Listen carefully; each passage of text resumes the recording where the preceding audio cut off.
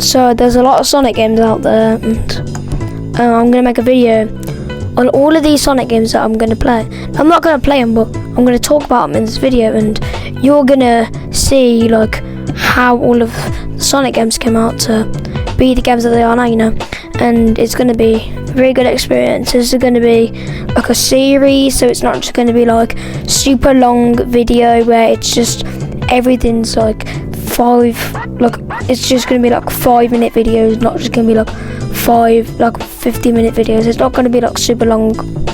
So I'm going to make like a playlist for this video, for these videos. So the first game up on the list is Sonic the Hedgehog 1. This was the first ever game for Sega while they were working to get back at Super Mario Bros., one of the most successful games and one of the biggest franchises in Nintendo history. But Sega decided for a lot of things. Sonic was meant to be in a rock band, or one point was meant to become a rabbit. But again, they forgot about that and they just thought about a blue hedgehog. And this blue hedgehog would go around to be the one that we know today. Sonic was designed to go fast. But did you know, actually, Sonic went too fast, and it made one of the creators of the game sick, so that they actually had to slow Sonic down so that it wouldn't make players have nausea. And this could be like a normal thing back then, but back then with video games, they weren't that detailed, because it was back then they only had the 16 and 18-bit consoles, the 16 and 8-bit consoles, and then they got a lot of things in it. So let's move on to Sonic 2. Next up on this list is Sonic the Hedgehog 2. Sonic the Hedgehog 2 was another major success, bringing out Sonic's new sidekick, Tails the Fox. Tails the Fox would go to be a second person, either being controlled by a computer, or a second player could connect their controller to the Genesis and help Sonic on his way to embark on these new adventures. Sonic had to get all the 7 Chaos Emeralds, and this time around you can become the Super Sonic, just like Super Saiyan from Dragon Ball. So, did you know Sonic is actually based off of Dragon Ball? And they did officially say that not too long ago. And also, Sonic and Tails Sonic and Tails ended up becoming sidekicks and very well known with each other, and Tails became Sonic's best friend and helped Sonic embark on his new adventures. Now, with all of this information, we know that Sonic 2 was another one of the best-selling games, as I did say just, and that made Sonic an even more bigger success.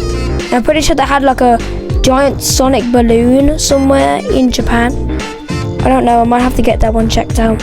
Next, we are gonna move on to Sonic the Hedgehog CD.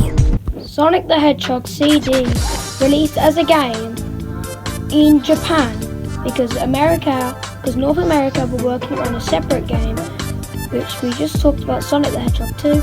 This game had 2 different soundtracks, the Japanese one and the European. The Japanese and European one, and then you had the American soundtrack. And then with these 2 soundtracks combined, some people had different reviews about the different soundtracks, and yeah. And we also got introduced to 2 new characters.